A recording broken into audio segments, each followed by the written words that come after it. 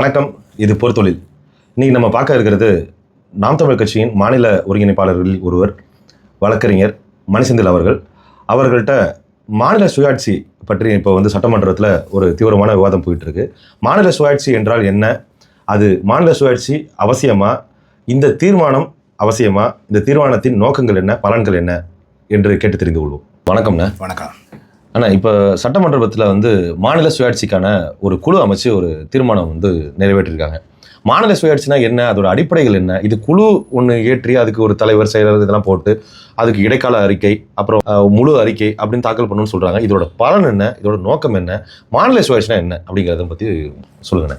சுயாட்சிங்கிறது தமிழ் சொல்லல, தன்னாட்சி, மாநில தன்னாட்சி. இந்த மாநில தன்னாட்சிங்கிறது என்னன்னா, இந்தியாவில் 29 மாநிலங்கள் இருக்கு, 9 யூனியன் பிரதேசங்கள் இருக்கு. இந்த மாநிலங்கள் ஒவ்வொன்றும் தனித்துவம் வாய்ந்தவை. இப்போ இந்திய அரசியலமைப்பு சட்டம் இயற்றப்படுவதற்கு முன்பாக இங்கே மொழிவாரி மாநிலங்கள் பிரிக்கப்படலை. அப்போ மெதராஸ் ராஜதானி, அதே போல் ஒவ்வொரு பக்கமும் ஒவ்வொரு ராஜதானி அல்லது பிரதேசங்கள். ஹைதராபாத்தில் நிஜாமோட ஆட்சியை இந்தியா சுதந்திரத்துக்கு பிறகும் கூட இருந்த காட்சிகள்லாம் இங்கே உண்டு. இப்போ இந்த மொழிவாரி மாநிலங்கள் பிரிக்கப்பட்ட பிறகு மத்திய அரசு இந்த மாநிலங்களின் அதிகாரங்கள் எல்லாத்தையும் அது எடுத்துக்கொள்ள தொடங்குது. இப்போ டெல்லியில் இருந்து ஒரு ஏக அதிகார வடிவத்தில் இந்த மாநிலங்கள் அனைத்தும் நிர்வகிக்கப்படுகிறது. அதாவது ஒரு எஜமானன், 29 அடிமைகள் அப்படிங்கிற முறையில் ப்ளஸ் 9 யூனியன் பிரதேசங்கள் அதேமாரி. அப்போ டெல்லியில் இருக்கிறவங்க தான் எல்லா அதிகாரத்தையும் வைத்துக்கொண்டு மாநிலங்களுக்கு இந்த அதிகாரங்களை தராமல் தடுத்துக்கிட்டு இருக்காங்க. இப்போ இந்த ஜிஎஸ்டி வரின்னு இருக்கு இல்லையா, அதில் ₹1 நம்ம ஜிஎஸ்டி வரி செலுத்துகிறோம்னா அதில் செலுத்தப்படும் மாநிலத்துக்கு 29 பைசா மட்டும்தான் கிடைக்குது. இந்த முதல்ல இந்த மாநில சுயாட்சி முழக்கத்தை தமிழக அரசியல் பரப்பில் எழுப்பின மிக முக்கியமான தலைவர் அறிஞர் அண்ணா தான். அண்ணா 60களில் இந்த முழக்கத்தை எழுப்புறப்ப சொல்றாரு, இதை நீங்க ஒரு அரசியல் கட்சியின் கோரிக்கையா பார்க்காதீங்க, இது ஒரு மாநில அரசின் தேவையா இந்த மாநில தன்னாட்சி முழக்கம்ன்றது இருக்கு அப்படின்னு அண்ணா சொல்றாரு. அவருக்கு பிறகாக 1969ஆம் வருடம் அப்போது முதலமைச்சராக இருந்த கருணாநிதி ராஜமன்னார் தலைமையில் ஒரு குழு அமைக்கிறார். அந்த ராஜமன்னார் தலைமையிலான குழு 1971, அதாவது மத்திய அரசுக்கும் மாநில அரசுக்கும் இடையிலான உறவை பற்றிய ஒரு அறிக்கை. 71 அறிக்கை தாக்கல் செய்யறாங்க. 74 அந்த அறிக்கையை பேஸ் பண்ணி ஒரு தீர்மானம், சட்டமன்றத்தில் தீர்மானம், இப்ப ஸ்டாலின் ஒரு தீர்மானம் போட்டிருக்காருல்ல, இதே போல தீர்மானம் 1974 கருணாநிதி போடுறார். அதற்கு பிறகும் இந்த சூழ்நிலை மாறல. இப்ப என்ன பிரச்சனைனா, இப்ப சமீப காலமா இந்த ஜிஎஸ்டி, நீட்டு போன்றவையெல்லாம் மாநில அரசுக்கு மிகப்பெரிய ஒரு அழுத்தங்களை கொடுக்குது. இது நீங்க நீதிமன்றத்தில் போயும் வழக்காட முடியாது. ஏன்னா இது கவர்மெண்டோட பாலிசின்னு சொல்லிட்டு நீதிமன்றம் எடுத்தடிப்பிலேயே நம்பர் கூட பண்ண மாட்டா, எடுத்தோடு நிராகரிச்சிடும். அப்போ மத்திய அரசு அதனுடைய அதிகாரத்தை பரவலாக்குகின்ற முயற்சியை குறைச்சிக்கிட்டு மாநில அரசுக்கு அதிகாரத்தை பரவலாக்கி அளித்தால் ஒழிய இந்த நிலைமைகள் மாறாது. இப்போ ஒவ்வொரு மாநிலத்துக்கும் தனித்துவமான மொழி, பண்பாடு, கலாச்சாரம் இருக்கு.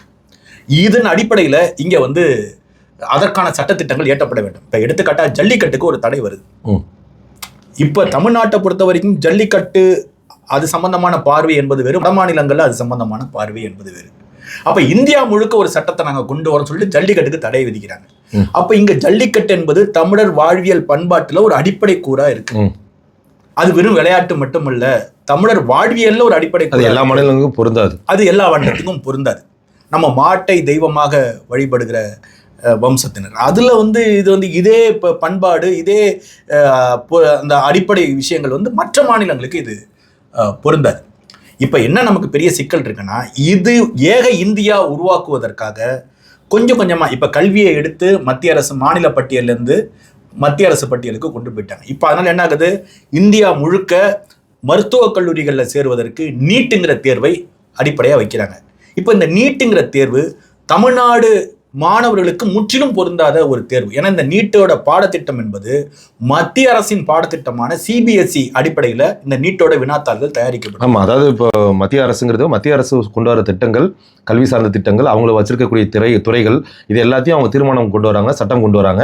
இப்படி அது அடுத்தடுத்து அவங்க கொண்டு வரும்போது தன்னோட மாநிலத்துக்குன்னு இருக்கக்கூடிய பிரதிநிதித்துவம் பாதிக்கப்படாம இருக்கிறதுக்காக ஒரு குழு அமைக்கணும் அப்படி அமைச்சுக்கிறாங்க அப்படின்றது ஒரு பண்ற தீர்மானம். இவ்வளவு ஆண்டுகள் கழித்து திமுக அரசு பண்ண வேண்டிய தேவை என்ன? இதுல மிக முக்கியமா இந்த நீட்டு பிரச்சனை இது என்ன, இது அடிப்படை என்ன எதுவுமே புரிஞ்சிக்காம கல்வியை வந்து மாநில அரசு எடுத்து மத்திய அரசு பட்டியலுக்கு கொடுத்துட்ட பிறகு அந்த உரிமைகள் பறிபோன பிறகு நாங்க நீட்டுத் தேர்வை வந்து ரத்து பண்ணிட்டு கொடுத்துட்டு அதுக்கப்புறம் ரத்து பண்ணோம், அதற்கான ரகசியம் எங்களுக்கு தெரியும்னு உதயநிதி ஸ்டாலின்லாம் பேசுனதுக்கு பாருங்க, அதெல்லாம் மிகப்பெரிய ஒரு அரசியல் மோசடி. இப்ப அறிஞர் அண்ணா வந்து அவர் 1960கள் ஆட்சியில் இருந்தப்ப கள்ளக்குறிச்சியில் இருக்கிற ஒரு சர்க்கரை ஆலையை பத்தி பேசுறாரு. மத்திய அரசு உணவுத்துறை அமைச்சர் ஜெகஜீவன் ராம் தான் இப்ப இருந்தார். ஜெகஜீவன் ராம் அப்ப அவர் விடுமுறைக்கு போயிட்டாரு. ஷிண்டேன்னு ஒரு அமைச்சர், ஒரு துணை அமைச்சர், அவருக்கு இவர் வந்து அண்ணா வந்து அவர்கிட்ட பேசுறாரு. அப்ப வந்து தொலைபேசி தானே, தொலைபேசியில பேசுறாங்க. அப்ப அண்ணா பேசுறப்ப சர்க்கரை ஆலையை பேசுறாருன்னு அவரால் புரிஞ்சிக்க முடியுது. ஆனா கள்ளக்குறிச்சிங்கிறது ஒரு ஊர் பேருன்னு ஷிண்டேவால புரிஞ்சிக்க முடியல. இதை விளக்கி நான் சொல்வதற்குள்ள படாத பாடுபட்டங்கிறார் அண்ணா. அப்ப ஒரு மத்திய அரசுல அமைச்சராக இருக்கிற ஒரே காரணத்தினால ஒரு மாநில அரசின் அடிப்படை விஷயத்தை தீர்மானிக்க முடியுங்கிற அதிகார குவியல் இருக்கு பாரு, இது ஒரு மோசமான நிலைமை. தமிழ்நாட்டு முதலமைச்சர்கள்ல அம்மையார் ஜெயலலிதா தான் மிகுந்த துணிச்சல் மிக்க ஒரு முதலமைச்சரா இருந்திருக்கிறாங்க. அவங்க மாநில தன்னாட்சி இந்த விவகாரத்துல பல முறை வந்து மத்திய அரசோட முட்டி மோதிருக்கிறாங்க. டெல்லியில தேசிய வளர்ச்சி மன்றத்தில் ஒரு கூட்டம் நடைபெறுது. எல்லா மாநில முதலமைச்சரையும் வைத்து ஒரு கூட்டம் நடைபெறுது. அதாவது அந்தந்த மாநில முதலமைச்சர்கள் அந்தந்த மாநில பிரச்சனைகளை பற்றி பேசுவதற்கான கூட்டம் அது. அதுல தமிழ்நாட்டு மக்களின் பிரதிநிதியா அப்போது தமிழக முதலமைச்சராக இருந்த அம்மையார் ஜெயலலிதா கலந்துக்கிறாங்க. அவங்க என்ன பேசுறாங்கன்னா, பிரச்சனைகளை அடுக்கடுக்கா எடுத்து சொல்லிக்கிட்டே வராங்க. திடீர்னு அவங்க பேசிக்கிட்டு இருக்கிறப்ப பேச்சை முடிக்க சொல்லி ஒரு மணி அடிக்குது. மணி அடித்தோன்னே அந்த அம்மா கடுமையாக கோவப்பட்டு, நான் 7 கோடி மக்களின் பிரதிநிதியாக நின்று இங்கே பேசிகிட்டு இருக்கேன், இப்போ என் பேச்சை நிறுத்த சொல்கிறீங்க, இது எனக்கு அவமானம் இல்லை, தமிழ்நாட்டின் 7 கோடி மக்களுக்கும் இழைக்கப்பட்ட அவமானம்னு அந்த கூட்டத்திலேருந்து வெளிநடப்பு பண்ணிடுறாங்க. அதோடு மட்டும் இல்லாமல் ஒவ்வொரு முறையும் மாநில அரசு ஏதாவது ஒரு பிரச்சனையை மத்திய அரசு கொண்டு போறப்பலாம் அதை பற்றி ரொம்ப எகத்தாளமாக பேசுறது, எதையும் மதிக்கிறது இல்லை. ஜிஎஸ்டி பணத்தை நமக்கு வந்து தரதில்லை. கிட்ட 2500 கோடி ரூபாய் பணம் வந்து அங்கே வந்து முடங்கி கிடக்கு. மத்திய அரசு வந்து நமக்கு வந்து ரிலீஸ் பண்ணாம அந்த பணம் அப்படியே கிடக்கு. இப்ப நமக்கு ஒவ்வொரு விதத்திலையும் நம்ம வந்து மத்திய அரசை நம்பி மாநில அரசு வரி செலுத்துவது, மாநில அரசு வரி அந்த மாநில அரசு எல்லைக்குட்பட்ட மக்கள் தான் வரி செலுத்துறாங்க.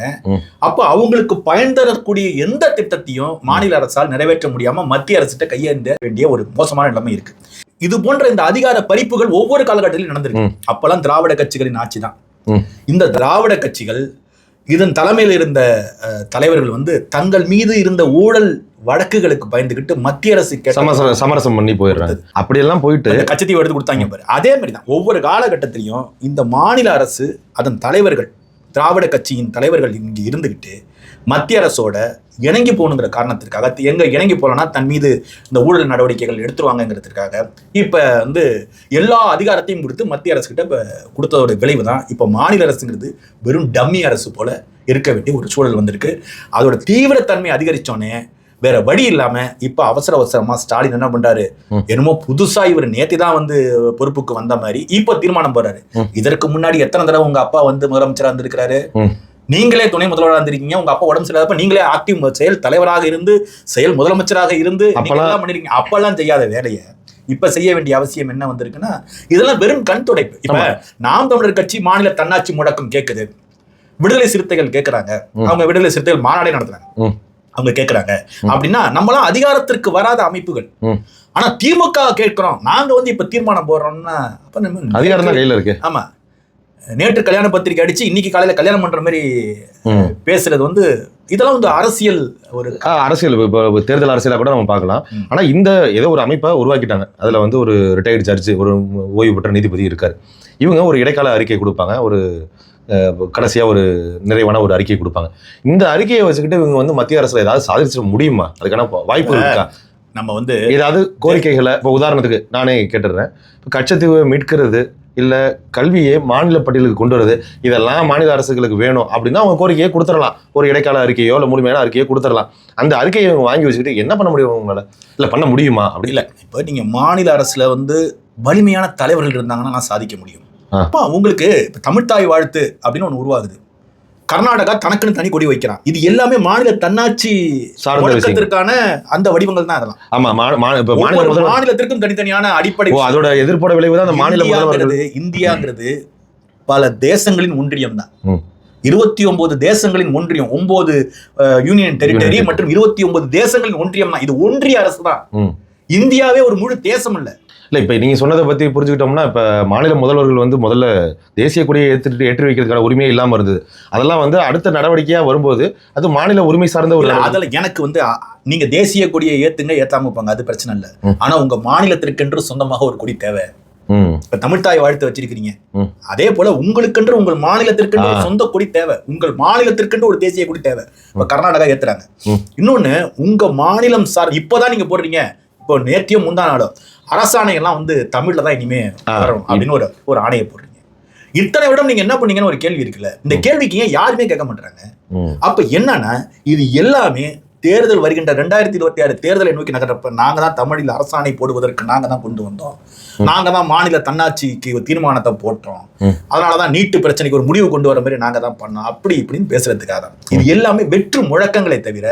ஆனா இவங்க அதாவது இப்போ புரிஞ்சுக்கிட்ட வரைக்கும் என்னன்னா, இப்போ ஒரு எளிய மக்களுக்கு பார்வையில இந்த தீர்மானம்ன்ற ஒண்ணு நிறைவேற்றி ஒரு ஆணையம் அமைக்கிறதுக்கு பதிலாக இவங்க நடவடிக்கையில ஈடுபட்டு இருக்கலாம்.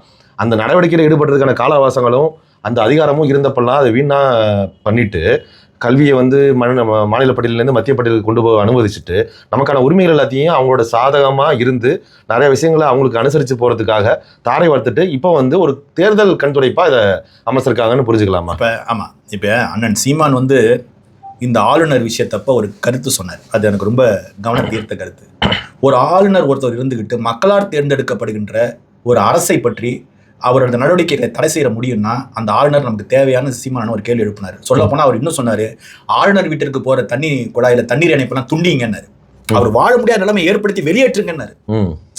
ஏன்னா ஒரு மத்திய அரசு ஒரு ஆளுநர் ஒரு ஆள் அனுப்புறாங்க, அவன் தமிழ்நாட்டோட எந்த திட்டத்துக்கும் அவர் வந்து எந்த அனுமதியும் அவர் கொடுக்கறது எந்த. இப்ப நீதிமன்றத்துல போய் இந்த வரிசையா மசோதாக்களுக்கு அனுமதி வாங்கி நீதிமன்றம் மூலமா அனுமதி வாங்க வேண்டிய ஏற்ற காலதாமதம். இந்த காலதாமதம் யாருக்கு பொறுப்பேற்பா? இப்ப ஆளுநர் இன்னைக்கு இருப்பார், நாளைக்கு அவர் போயிருவாரு, இன்னொரு ஆளுநர் வந்து உட்காந்துப்பாரு, அதெல்லாம் பிரச்சனை.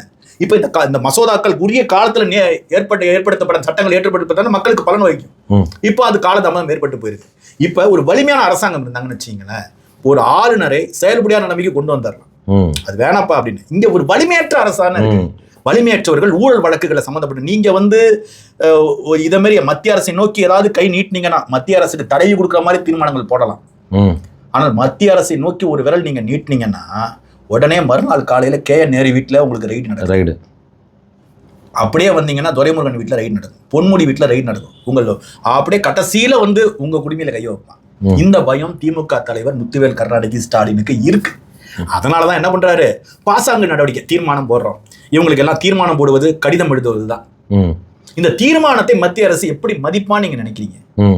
ஒரு மண்ணாங்கட்டிக்கு மதிக்கிறது இல்லை, ஒண்ணுமே மதிக்கிறது. இது வந்து இங்க உள்ள சட்டமன்ற உறுப்பினர்கள் மற்றும் மக்களை ஒரு ஆறுதல் படுத்துற நடவடிக்கையா பாக்குறீங்க. இப்ப இந்த கோரிக்கை அண்ணா சொல்றாரு, இந்த முதலா இந்த முழக்கத்தை வந்து முன்வைத்த ஒரு வெகுஜன அரசியல் தலைவர்கள் அண்ணா முக்கியமானவராக இருக்கிறார். அவர் சொல்றாரு, இந்த முழக்கம் மாநில தன்னாட்சி முழக்கம் என்பது வெறும் தமிழ்நாட்டுக்கு மட்டும் நான் கேட்கல, அனைத்து மாநிலங்களுக்கும் நான் கேட்கிறேன். இன்னொன்னு, அனைத்து மாநிலங்களும் தனித்துவம் வாய்ந்தவைங்கிறது ஒத்துக்கணும் மத்திய அரசு. அதுதான் இந்திய அரசியலமைப்பு சட்டத்தின் முகப்புரையிலேயே சொல்லப்பட்டிருக்கு. எல்லா மாநிலங்களும் தனித்தனியானவை, எல்லாரும் சேர்ந்துதான் இந்திய ஒன்றிய அரசை உருவாக்குறோம் அப்படின்னு நம்ம சொல்றோம். அப்படிங்கிறப்ப இப்ப என்னன்னா, மத்திய அரசு தன் பக்கம் எல்லா அதிகாரத்தையும் குவித்து வைத்துக்கொண்டு மாநில அரசுகளை அடிமை போல நடத்துகின்ற போக்கு இருக்கு பாருங்க. அதற்கு இந்த ஊழல் தலைவர்கள்லாம் துணை போய் இன்னைக்கு மாநில அரசு என்பது மக்களால் தேர்ந்தெடுக்கப்பட்ட அரசாக இருந்தாலும் அது எந்தவித அதிகாரமும் இல்லாத அரசாங்கமா அது இருக்கு. இப்போ இறுதியா ஒரு புரிதலுக்காக ஒரு கேள்வி, அதாவது இது வந்து மாநில அரசா இருந்துகிட்டு இந்த தீர்மானத்தை நான் கொண்டு வர ஆணையத்தை அமைக்கிறேங்கிறது ஒரு கண்துடைப்பு மாதிரி புரிஞ்சுக்கொள்ள முடியுது. இதே ஒரு எதிர்கட்சியோ இல்லை வந்து கூட்டணி கட்சிகளோ வந்து ஒரு தனித்த செயல்பாடு கொள்கை சித்தாந்தம் இருக்க ஒரு கட்சி இந்த மாதிரி கொள்கை அமைப்பு வேணும், இந்த நாட்டுக்கு தனி உரிமை வேணும்னு சொல்லி தீர்மானம் போட்டிருந்தா கூட அது ஏற்றுக்கொள்கிற மாதிரி இருக்கும். ஒரு ஆளும் அரசு இதை பண்ணது ஒரு கண்துடைப்பு நடவடிக்கை தான் அப்படிங்கிற மாதிரி புரிஞ்சுக்க முடியுது. அது சரிதானே? ஆமாம், அதாவது ஆளுகின்ற அரசு வந்து அந்தந்த மாநிலங்களின் தனித்துவத்தை பாதுகாக்கின்ற அரசாங்கமா இருக்கணும். நீங்கள் வந்து தமிழ்நாட்டுக்கான அரசுன்னா நீங்கள் தமிழ்நாட்டுக்குன்னு ஒரு கொடியை உருவாக்கணும். இப்போ வந்திருக்கிற இந்த வச்சிருக்கிற தமிழ்த்தாய் வாழ்த்தில் திராவிடம் அது இதுன்னு ஏகப்பட்ட தத்துவ குழப்பங்கள், இதை நீக்கிட்டு முழுக்க தமிழ்த்தாயை புகழ்ந்து பாடுகிற ஒரு பாடல் கொண்டு வரணும். நீங்கள் தனித்துவத்தை நீங்கள் பராமரித்தால் தான் மாநில தன்னாட்சி கொஞ்சம் கொஞ்சமாக உங்களுக்கு கிடைக்கும். இப்போ கர்நாடகாவுக்கு போனீங்கன்னா இந்திய பிரதமர் மோடியே போனாலும் அவருக்கு கர்நாடக தேசிய கொடியும் தூக்கிட்டு வரவேற்பு கொடுப்பாங்க, இந்திய கொடியும் தூக்கிட்டு வரவேற்பு கொடுப்பாங்க. அப்போ அவங்க ஒரு தனித்துவத்தை மெயின்டைன் பண்ணுறாங்க. ஆனால் நாம தனித்துவத்தை எதுவுமே மெயின்டைன் பண்றது இல்லை. இப்போ அதனால நமக்கு என்ன சிக்கல்னா, இங்க வந்து எல்லா விதமான அரசியல் சம்பந்தமான மக்கள் நலன் சார்ந்த திட்டங்கள் எல்லாமே நமக்கு வந்து எதுவுமே அதற்கான தகுதியான வாய்ப்புகள் நமக்கு கிடைக்கிறது இல்லை. நம்ம மீது வந்து மத்திய அரசு வரி செலுத்தி கொண்டே இருக்கிறது. ஒண்ணுல ஜெயலலிதா தான் நமக்கு சொல்ல வேண்டியிருக்கு. மத்திய அரசு நெய்வேலியில் இருக்கிற அந்த என்எல்சிங்கிற நிறுவனத்தின் பங்குகளை தனியாருக்கு விற்க முயற்சி பண்ணுது. அப்போ முதலமைச்சராக இருந்த அம்மையார் ஜெயலலிதா சொல்றாங்க, இங்க பாருங்க, என் மாநிலத்துக்குள்ள தான் என்எல்சி இருக்கு. சொல்ல போனா என் மாநிலத்தின் நிலத்தை தான் நீங்க என்எல்சிக்காக நீங்க தோண்டி அதன் மூலமா நிலக்கரி தயாரித்து அனல் மின்சாரத்தை தயாரிக்கிறீங்க. இப்போ என்னை கேட்காம நீங்க தனியாருக்கு கொடுக்க கூடாதுங்கிறாங்க. ஆனா மத்திய அரசு அதுல தீவிரமா இருக்கு. அப்ப அம்மையார் ஜெயலலிதா என்ன செய்யறாங்கன்னா, அப்போ அந்த பங்குகளை தமிழக அரசே வாங்கிக்கணும்னு ஒரு முடிவுக்கு வராங்க. வாங்கி அதை நடைமுறைப்படுத்திடுறாங்க. தமிழக அரசே அந்த என்எல்சி பங்குகளை விலைக்கு வாங்கிடுது. அரசே வாங்கிடுது. அதுதான் தேவைப்படுது. ஒரு ஆண்மை திறம் தேவைப்படுது. அந்த இடத்துல ஒரு இறையாண்மை மிக்க அரசை உருவாக்குவதற்கு முதல்ல ஒரு துணிச்சல் தேவைப்படுது. அது அந்த அம்மாட்ட இருந்தது. இவர்கள்ட்ட வாய்ப்புள்ள ராஜா தான். அண்ணன் சொல்ற இது வாய்ப்புள்ள ராஜா தான். சரிங்க, நீண்ட உரையாடல் சுருக்கமாகவும் நிறைவாகவும் இருந்ததுன்னா ரொம்ப நன்றி. நன்றி. மாநில சுயாட்சி என்பது ஒரு 10 நிமிட 20 நிமிட காணொலிகளில் முடிகிற மாதிரியான விஷயம் அது இல்லை. அது மாநில சுயாட்சிங்கிறது ஒரு நீண்ட வரலாறு கொண்டது. அதை வந்து ஒரு 10 நிமிஷம் 20 நிமிஷத்தில் நமக்கு புரிஞ்சுக்கிற மாதிரி இப்போதைக்கு ஒரு காணொலி எடுத்து நம்ம சொல்லியிருக்கோம். பின்வரும் நாட்களில் அது குறித்து விரிவாக பார்ப்போம். நன்றி.